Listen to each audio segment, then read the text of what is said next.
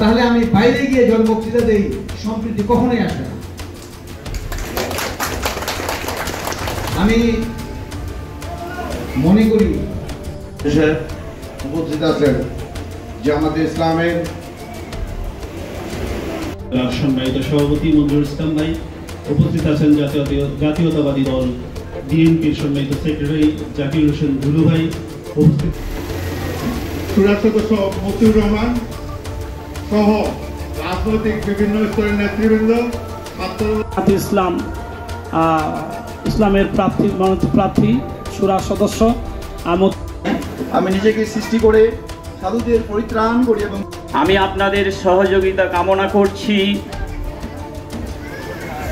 আমার তরফ থেকে, কল্যাণ ফ্রন্টের তরফ থেকে তাদের কৃতজ্ঞতা প্রকাশ করছি এবং ধন্যবাদ।